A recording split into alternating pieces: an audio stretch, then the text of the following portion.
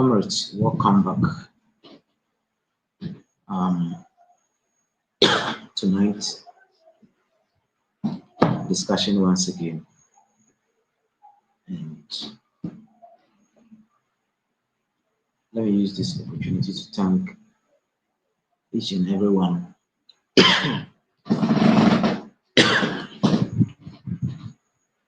who have been coming to promotion aptitude tests.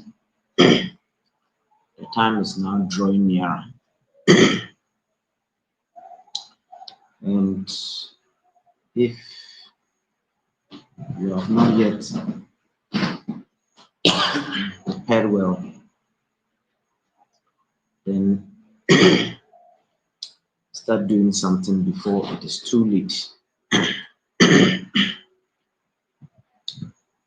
And tonight I'm going to share some few questions that we need promotion aptitude tests before the numbers keep on, or the index numbers keep on dropping. Very soon the index numbers will surely be out,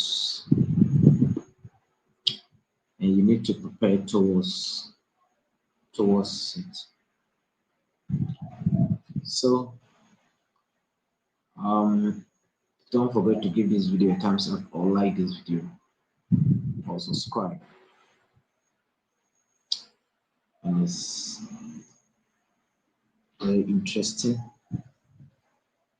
tonight to deal with one or two areas to the promotion aptitude test.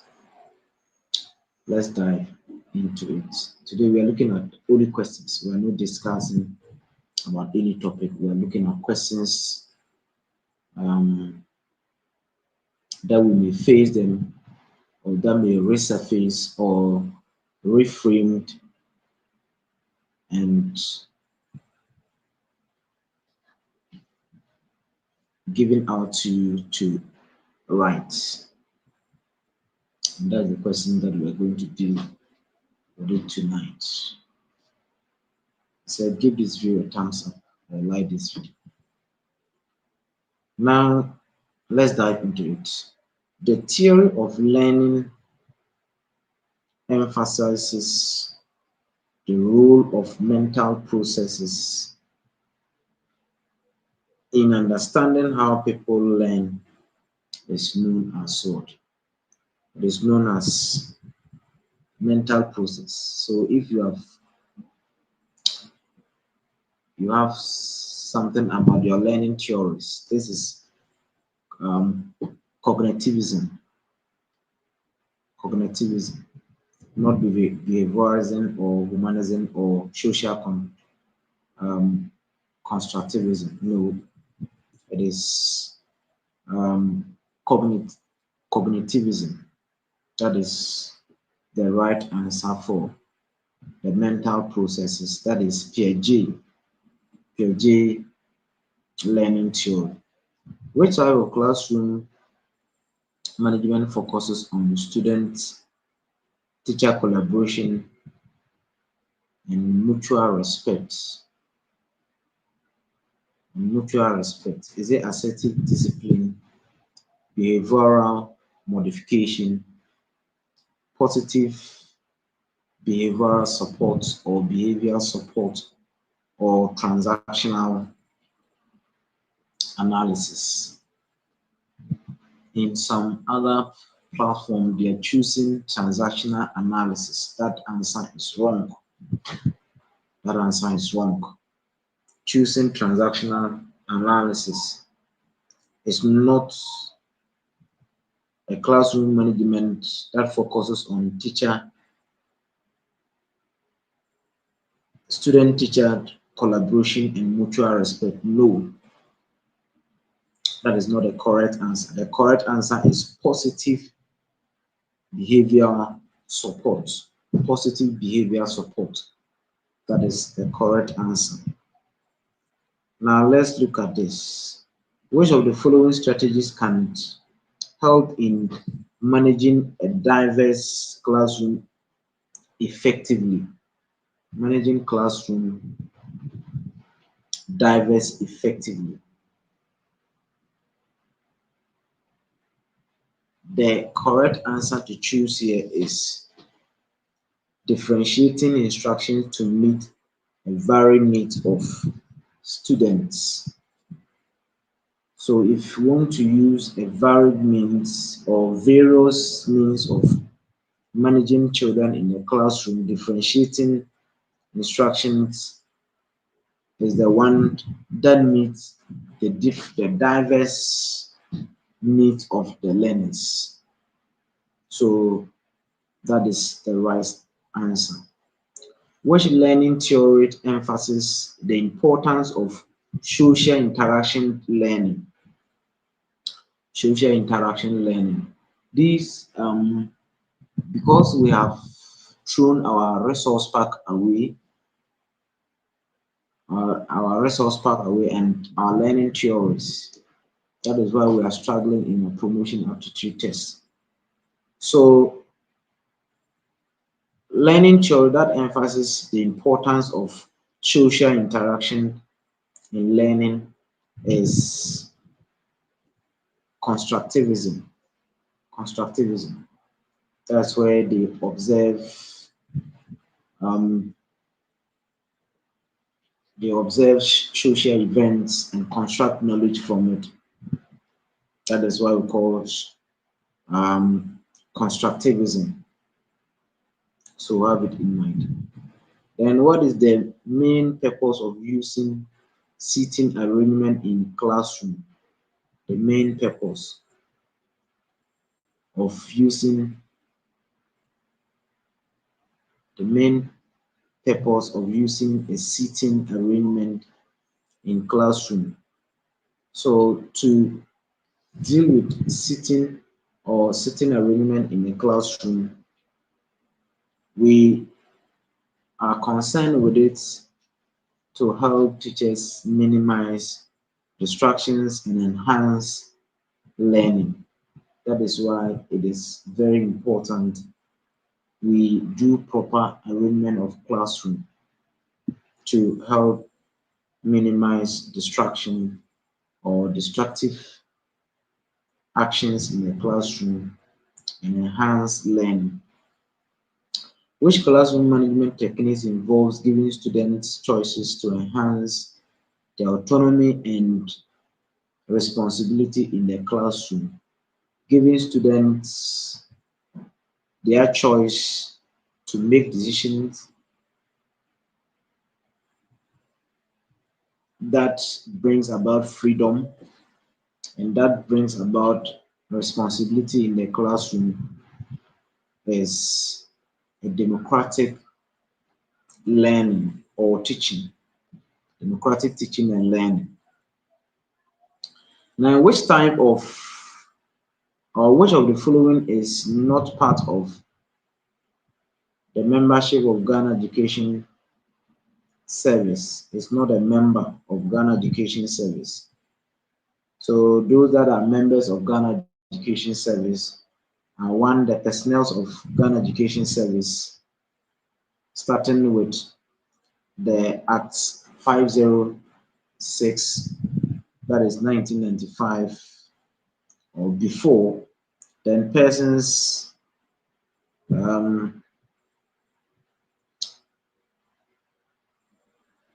that may be employed for the service, teaching and non-teaching service. So it says which one is not part, which one is not part. All stakeholders in Ghana Education Service or all stakeholders in education. This one is not part. If you are saying all stakeholders, including parents, opinion leaders, in the right, are they all part of Ghana Education Service? No, they are not all part. So using the not there and the all there gives the wrong, gives all stakeholders in education as the wrong answer. Which of the following is a form of a positive reinforcement in the classroom? Which of the following is a form of positive reinforcement in the classroom? So one of the positive reinforcement in the classroom is by giving them rewards or praising them or clapping for them. These are example of positive reinforcement. That is B.F. Skinner. B.F. Skinner came out with this reinforcement in the classroom. So praising them, giving them gifts, clapping for them, praising them. These are positive reinforcement to help learners learn. If you can hear from me, let me get you from the comment section. If you can hear from me, let me get you from the comment section. Or write yes in the comment section if you can hear from me. Now, the mission of the Ministry of Education, the mission of Ministry of Education is to provide what? Their main mission is to provide inclusive and equitable education to all Ghanaians learners or all Ghanaians seeking to enjoy the benefit of education. So the work of or the mission of the Ministry of Education is to provide inclusive and equitable education for all learners in Ghana. Now, the education strategic plan of the Ministry of Education is aimed to do what? What is the aim of the education strategic plan or education sector plan? Education sector plan or education strategic plan. What is its main aim? Its main aim is to provide it has three main aims that it deals with, talking about access and participation. Then the next one is improving teaching in the teaching sector or in the education sector. Then the last one is management, then accountability and leadership. So the if any of them is mentioned in the answers that or the questions that you may going to face, you need to be very careful. The one is access and participation, improving access and participation, or provide quality, equitable access to education, or providing equitable access to quality education. These there are um, three main functions of this education sector strategic plan or education strategic plan or education sector plan. So have it in mind when you meet it, you are able to do justice to it. Don't forget to give this video a thumbs up. Like this video. Everybody, like this video. It's very important. And if you can hear me from the comment section, you can write thank you. In what year was Ghana Education Service established? This question keep on repeating in almost all the years, starting from the year 2020, 2020 years, 2020. This question keep on repeating in all the ranks. So you may meet it. So the year that Ghana Education Service was established. And when it was established, it was not called Ghana Education Service. It was called Ghana Teaching Service. Ghana Teaching Service before it was changed to Ghana Education Service. It was established in 1974. Have it in mind. Which of the following is a core function of Ghana Education Service? Ghana Education Service has its core functions that it performs. And which of the following is a core function? The core function of Ghana Education Service is and managing pre-tertiary education institutions and implementing pre-tertiary educational policies, programs, and policies.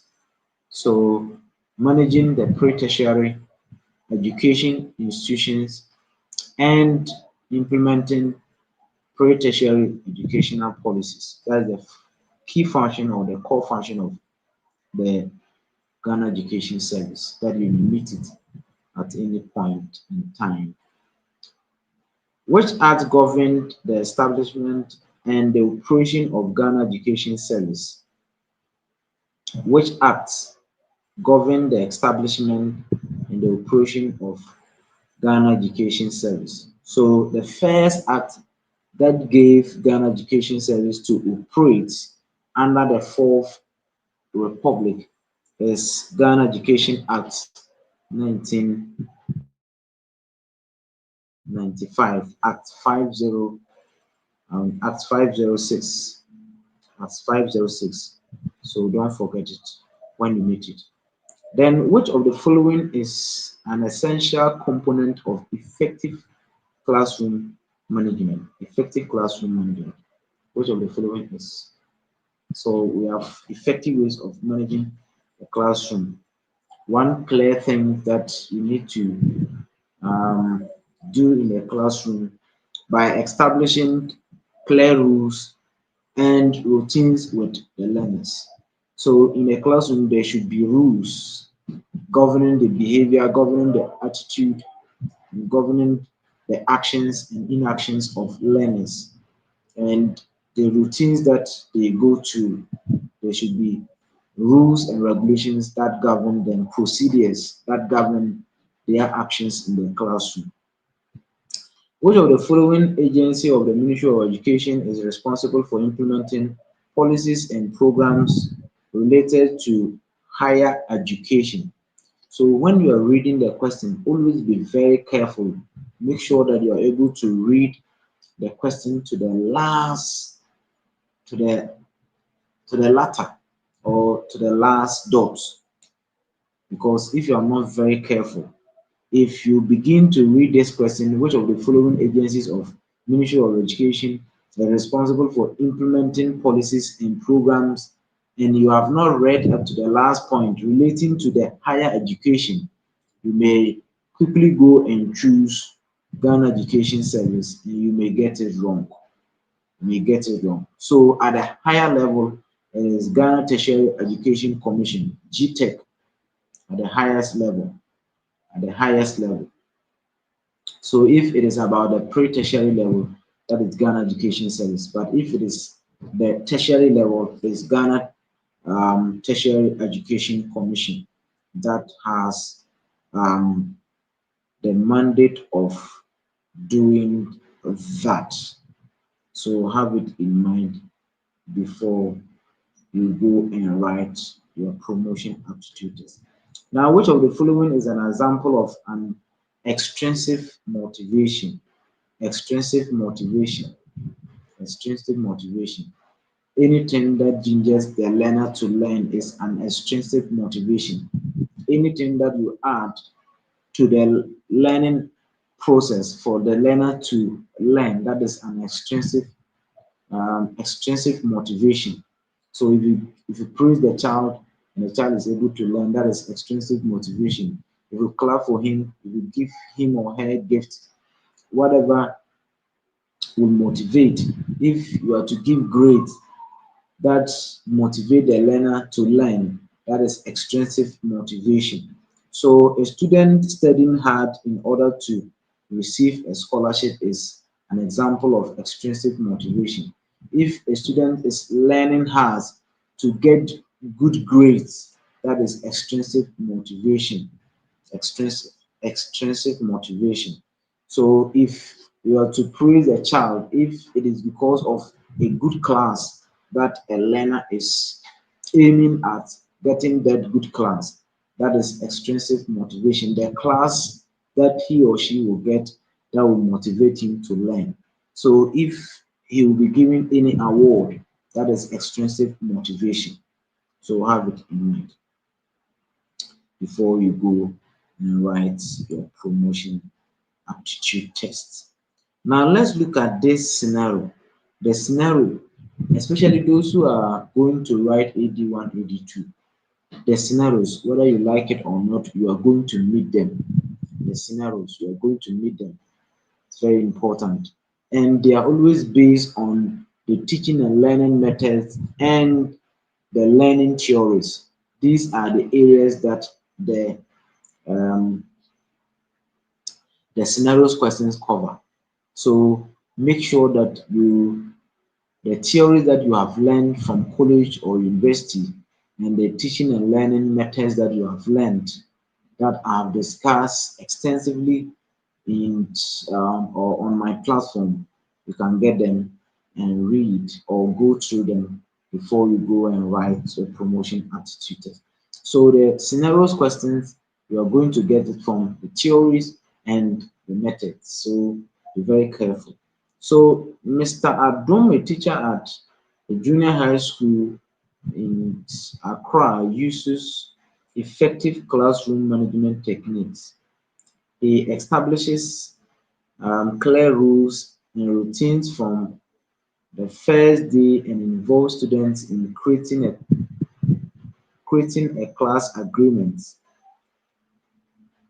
He uses praise and rewards to encourage good behavior and adapts a democratic teaching style. Mr. Dom used various instructions strategies like group work and multimedia resources. He addresses conflict promptly and fairly, promoting respect and cooperation among his students. His approach results in a very nice environment in learning.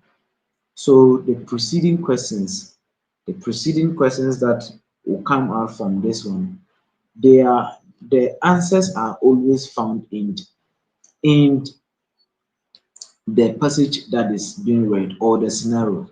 The questions are not out of the scenario. The questions are always answers are always found from the scenarios that is being read. Let me take it again. Probably you have missed something. Mr. Abdullah, a teacher at a junior high school in Accra, uses effective classroom management techniques. And some of the management classroom techniques that he uses are he establishes clear rules and routines from the first day and involves learners or students in creating classroom agreement or rules. He uses praise and rewards to encourage good behavior and adapt a democratic teaching style. Mr. Mr. Adum uses various instructional strategies like group work and multimedia resources. He addresses conflicts promptly and fairly, promoting respect and cooperation in his learning environment. So now the preceding questions. What strategy does Mr. Adom use to maintain order in the classroom? What are the main, what strategies does Mr. Adom use to maintain order in the classroom? Purely the rules that were established or the rules that he established are the strategies that he used to control the behavior of the learners. So establishing clear rules. So the clear rules help him to guide or to um, manage the behavior of the learners. How does Mr. Abdum encourages good behavior? How does it encourages good behavior? So if you check the the passage, he uses praises and reward. He uses praises and reward. So using praises and reward are the best way to encourage good behavior. If the child does well in the classroom, you praise him. If he performs something well, you praise him, you reward him. That is extrinsic motivation. You can use extrinsic motivation, that is praising him. If he goes contrary to the rules and routines, that is where you're going to use the clear rules or regulations to reprimand or to deal with his or her behavior. So have it in mind. Why does Mr. Adum use a democratic teaching style? So democratic teaching style, when you are using a democracy or democratic teaching style, what it does is that it gives freedom for learners to collaborate, gives freedom for learners to have their own way of sharing and having consensus building. So it builds learners' collaborative skills. It builds using a democratic teaching style, give learners the opportunity to collaborate, to work together as one and as a team and learn better. Why does Mr. Adom use a group work, a group, a group work here? So group work, sorry, the this question. Look at this. The democratic teaching style brings about consensus among learners. It builds learners with consensus. They have the same idea or they come together as a team. They share ideas together. So in democratic environment or democratic teaching style, that is where teaching is done through consensus. Teaching is done through consensus. In democratic teaching style, it is done through consensus. You share your idea, I also share mine. They all come together and we all come together and learn. So in a democratic teaching style,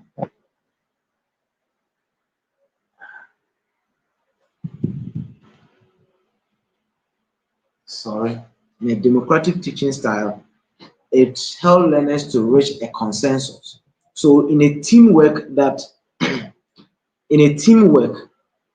promotes um, collaboration, in a teamwork, it builds collaboration. But in a democratic teaching style, it's help learners to reach consensus. It helps learners to share ideas together in the democratic teaching style. It gives them the freedom to operate within the confines of the law and the confines of freedom. That is what it does. So have it in mind. So in a democratic teaching style, consensus is built. Consensus is built. It's not about collaborative. It is consensus building. Consensus building. That is, they all reach an agreement where they need to move to.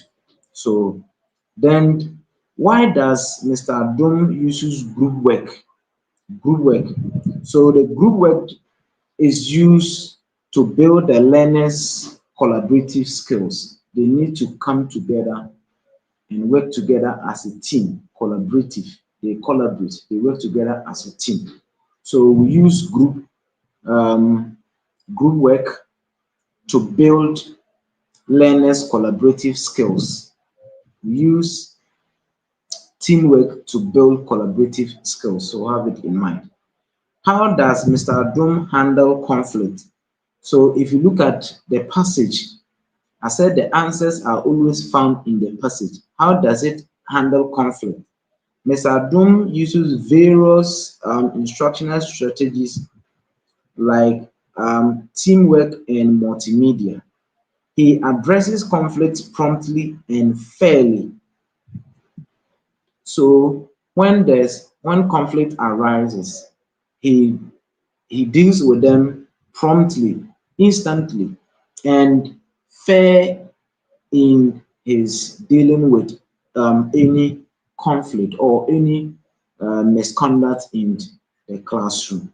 So you need to understand this. So what he does in the classroom is he addresses them impartially or fairly and promptly. Now let's look at another type of or another scenario. So you are going to get scenarios from the methods and from the learning theories. Whether you like it or not, you are going to get it from the learning theories and the teaching methods. So that's where, so if others get their questions from the learning theories the following year, it is definitely going to be the method. So, but you need to learn the two at the same time. Anytime that questions are repeated, you're able to deal with them hands down. So, Mrs. Ajiman, a primary school teacher in Kumasi, applies various learning theories. See, learning theories. So, learning theories. So the classroom management, you could get a scenario where there's a scenario that covers the classroom management, a scenario that covers the learning theories, and the scenario that covers the teaching and learning methods. So always learn them very well and you're able to answer them. They are not all that difficult. They are not difficult at all. So Mrs. Ajiman, a primary school teacher in Kumasi, applies various learning theories. Listen, learning theories. She uses Vygotsky, um, Vygotsky social constructivist theory by encouraging collaborative learning in a small group. She designs age-appropriate tasks based on Piaget cognitive development theory. He uses scaffolding to provide support and reducing this support as students gain independence. So it may combine the learning theories and the teaching methods because if you look at scaffolding, scaffolding is a teaching support strategy that is used in the classroom. Then incorporating the Ghana's multiple intelligence theory, she creates activities for different intelligence. Using Skinner's operant conditioning theory, she rewards positive behavior and effort.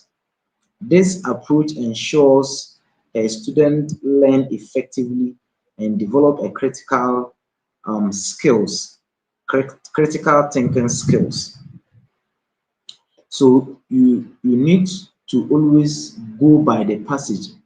Check the passage very carefully. The answers are always most of the times are in the passage. Yeah. So when you read it carefully, you get all the answers from the passage, not outside the passage. So have it in mind. Now let's go to the preceding questions. of this, let me take the scenario again. Mrs. Ajman, a primary school teacher in Kumasi, applies various learning theories. She uses viscosity, social constructivist theory by encouraging a collaborative learning in a small group. Hmm. She designs age appropriate based on Piaget cognitive development theory, uses age appropriate. So that is why in the classroom, in the various classroom, they have the appropriate ages that need to be placed in the classroom. Class 1, class 2, they have their age appropriate. She uses scaffolding to provide support. Scaffolding is like a ladder. If you want to get to the top, you need a ladder to able to help you to go to the top. So scaffolding is also more or less like a ladder that support the learner in learning situations and in the times that the learner is becoming independent, becoming aware or are able to do the tasks, then you take the support away from the learner for the learner to do his or her own way. Reducing this support as a student gain independence.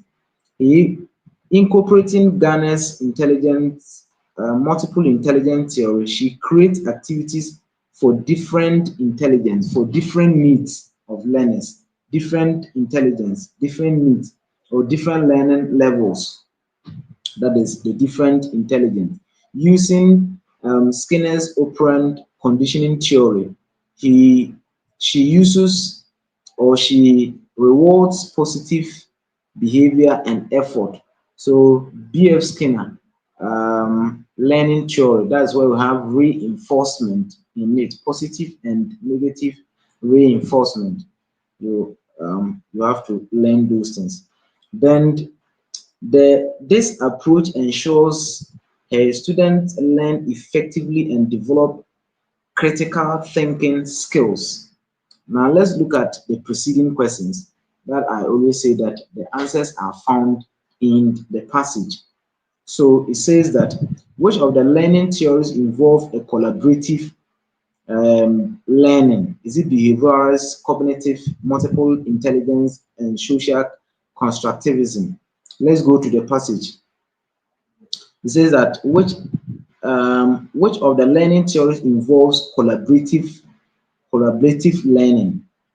Let's go through the passage and you get the answers.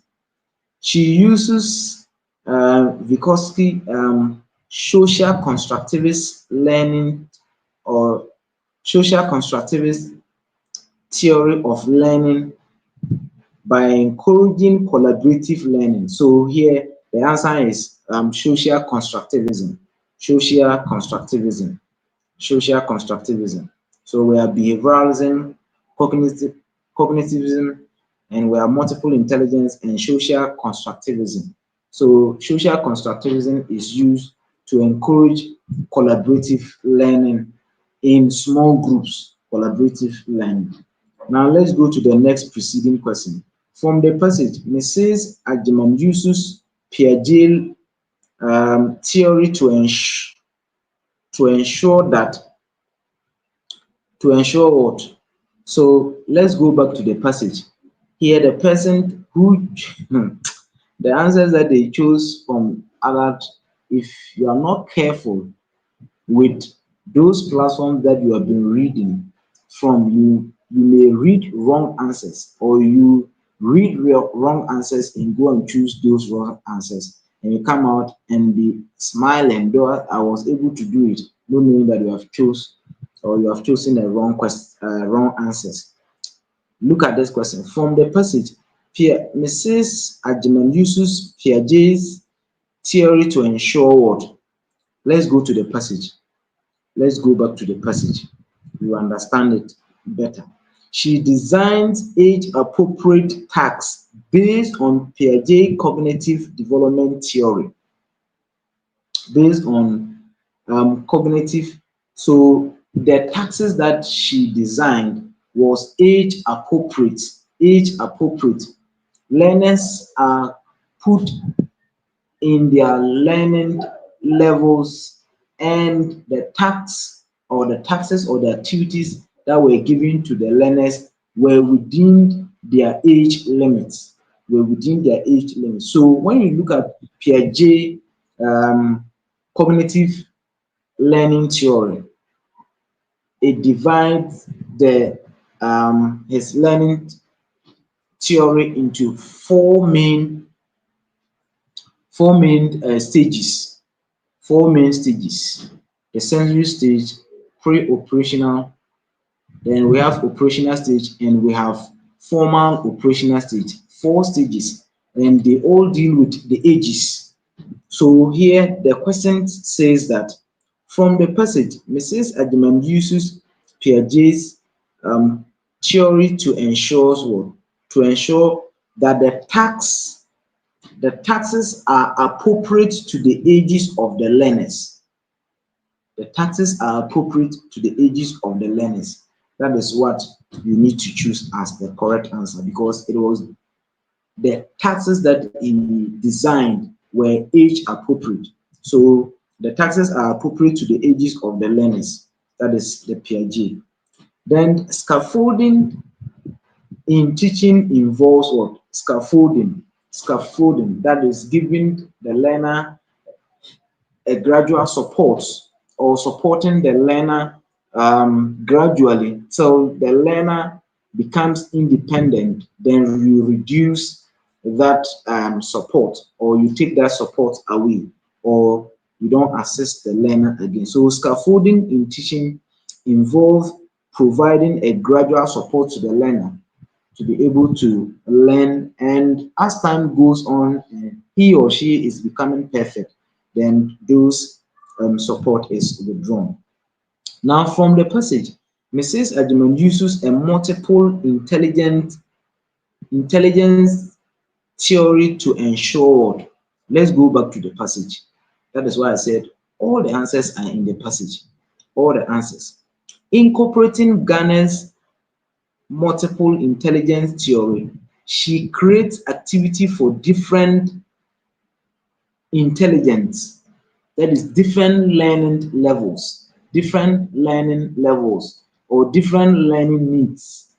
That is the support that he gave. You can also use this one. You can also use differentiated learning, using differentiated learning to help the learner. So the Garner's multiple intelligence theory that she uses in the passage here means that she creates activities for different intelligence, that within the confines of the learner's learning intelligence. So let's look at the from the passage. Mrs. Ajay uses a multiple intelligence learning theory that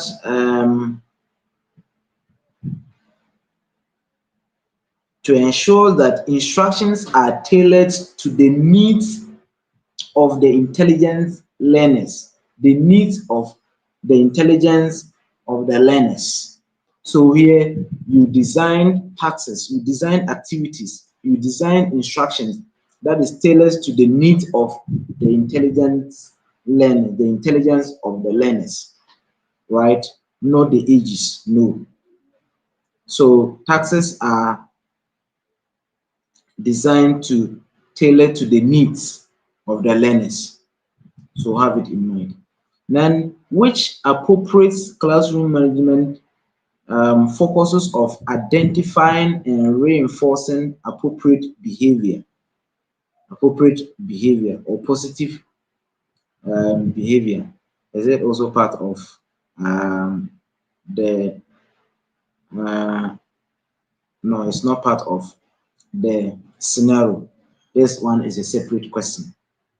So the question says, which approach to classroom management focuses of identifying and reinforcing appropriate behavior?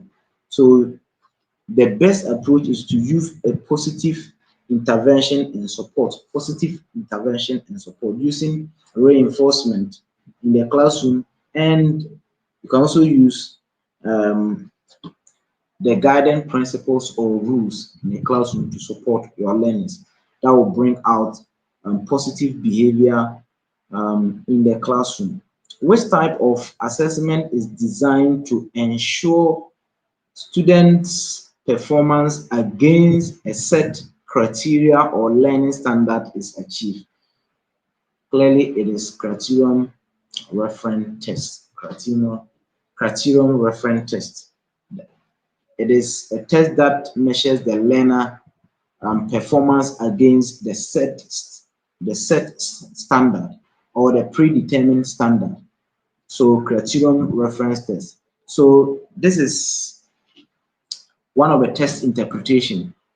It is test interpretation. Criterion reference test is a test interpretation, and it measures or it calibrates the learner performance against the set standard or the predetermined standard. Then which of the following describe a portfolio assessment? Portfolio. When we talk about portfolio, you are collecting the learners' activities like the homework, the classwork, class assignment, and using to determine the performance of the learner. So when we are talking about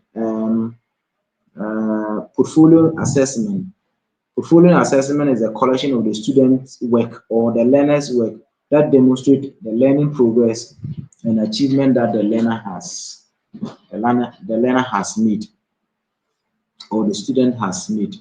So have it in mind. So a collection of students' work that demonstrate the learning progress and the achievement of the learner. Then which of the following is a characteristic of a reliable assessment? Reliable assessment. When we say reliable assessment is talking about the consistency of the learning results or the learning performance. What you give to student B in one geographical location should also be given the same or similar assessment to that learner at another geographical location, and the procedures, the guiding principles that are used should be consistent, and the results that are produced should be similar or consistent. That is reliable assessment. So which of the following is a characteristic of a reliable assessment? It yields or it gives consistency in results over the time. So consistency of the results is given over the time. So it produces a consistent results over the time or similar results over the time. A test that accurately measures what it is supposed to measure is known as what? So in test determination, to see whether the test um, gives out what it is intended to measure is validity. So what is the usefulness of that test and the purpose of the test? So the interpretation and the purpose of the test or the usefulness of the test is known as validity. So what type of assessment is typically used to identify the student's strengths and weaknesses before instruction begins? So before you start any instructions, you need to test the learners and know the learners' learning levels, know the learners' challenges. Then you plan or you tailor your instructions towards solving their problems, and that is diagnostic assessment. So diagnostic assessment is used to determine the strengths, the weaknesses, then you tailor your instructions towards their learning strengths and their learning weaknesses to solve the problem. Now, which of the following is an example of a formative assessment? Formative assessment. When we're talking about formative assessment, is an assessment that is ongoing while while the learner is still learning in the classroom. So an ongoing assessment while teaching and learning is still in progress is known as formative assessment. And we can use class discussion. Class discussion is one of the example of formative assessment. While they are discussing, you keep on asking them questions, you keep on um, throwing questions at them so that they will you know the learning and progress that they are making. What does the high stake test refer to? High what does the high stake test refer to? The high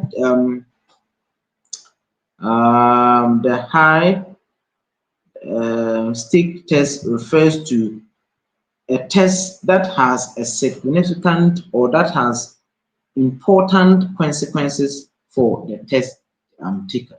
So the one who is taking the test, because it has a potency to um, create either a positive or negative impact of the learner or of the test taker.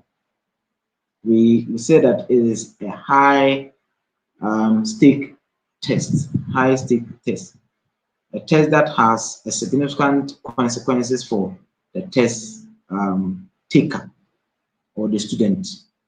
Rubik's, so this question, 2021, right, or 2020, this questions drop. Now, they reframe the questions in a certain way, reframe it in a certain way that that still mean the same thing. So Rubik's is used, so it can be used in the question or can be used in the options or as the key to the question. Rubik's is used in educational assessment, to do what? Rubik's. It is used in educational assessment to evaluate student performance based on a specific criteria. So Rubik's. So if you take like essay test questions, it is based on the criteria that the learner performance is um, benchmark into or is assessed into. So it evaluates student performance based on a specific criteria. Now, which of the following is a major goal of inclusive education? Inclusive education. So it is not something very difficult for you to pass. You can pass it easy. But if you are lazy, surely you are not going to pass. If you are lazy, you are not going to pass. That one, I must tell you the truth. You must read wide. And when you're reading or when you are learning about the questions, please don't learn about only your ranks questions. Don't learn about only your ranks questions. Please try and read other ranks to buttress your performance or to assist you in passing the promotion aptitude test. Because questions from PS to GD, that any questions that are set can come from any angle. So when you are preparing, try and prepare right from all the ranks. Prepare for all the ranks. If you're focusing much on your rank, try some minutes or some time to glance through other ranks. That will give you an absolute um, preparation towards passing your promotion exams. So don't depend on only your ranks alone. Read other ranks too. And get materials and read. Get materials and read. I have a lot of materials here. So this one was my university program material that I still learned something from it. Then I also read something about the code of conduct and other promotion aptitude test books and many. Many of them, many books that I read many books. I don't just depend on one book. I read wide, and I don't play with the internet too. Anything that I don't understand, go to the internet, get them, and they help me a lot. I'm not going to write promotion aptitude test. Someone was saying, "Oh, sir, please, can you cut your head and give it to me?" I said, "Wow, if I'm able to cut it, I would have sold it long time ago." Which of the following is a major goal of inclusive education? Inclusive education, inclusive, all involved, inclusive. So inclusive education provide equal educational opportunity for all learners, whether you are physically challenged or you are not physically challenged, you are blind, you are dumb, whatever. Inclusive education provide opportunities for all, for all. So have it in mind. So we would like to give one question and end it here. We shall meet another time.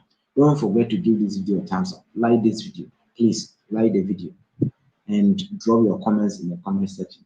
Alidu, thank you, sir, for let me show Alidu comments. Say thank you for your advice given. Thank you, Alidu. I'm most grateful. Most grateful. So let's continue. Let's continue. Hey, have I off the comments? Let's continue. Um, let's continue. Comment side. Good. Last question. Then we bring to an end. Now, the Sustainable Development Goal 4, that is SDG. When especially those who are going to write DD, when you see SDG, it's talking about Sustainable Development Goal. You get it as an abbreviation in the fill inside. The SDG is talking about Sustainable Development Goal. Sustainable Development Goal. Always check the spellings. The spellings are very important. So Sustainable Development Goal 4 focuses on all the following, except which of them does it not focus on? You need to read about the 17 UN Sustainable Goals. 17. Goal 1, Goal 2, Goal 3, Goal 4 up to Goal 17. Get some and read. Get some and read. It's very important. So the Sustainable Development Goal 4, that's related to education. The Sustainable Development Goal 4 is the one that relates to education. And what is ensures is that it ensures equitable education. Equitable education. Then it also ensures promoting a lifelong learning, and it also ensures quality education. These are the three key things that this Sustainable Development Goal 4 talks about. It does not deal with ensuring free education. No, it does not deal with it. So this is what we have for you tonight. We'll come back tomorrow or tomorrow next to do or cover. From now onwards, we are not going to cover the theories. It's only purely questions. In these questions areas, be very careful with them. Be very careful with them. You might meet them, or any of the questions that we are discussing here, you meet them in the promotion aptitude test. You can also support, give your support through this Momo line 0241689 Support us. Other than that, we will not get data to bring you this from now till we go and write. We need to support so that every day I'll bring you interesting questions. So thank you. God bless you. Have a good night. Don't forget to subscribe if you are a new person, or if you have not subscribed yet, subscribe and like, and also give your support. The support line is on the screen. Have a good night. We shall meet. Bye bye.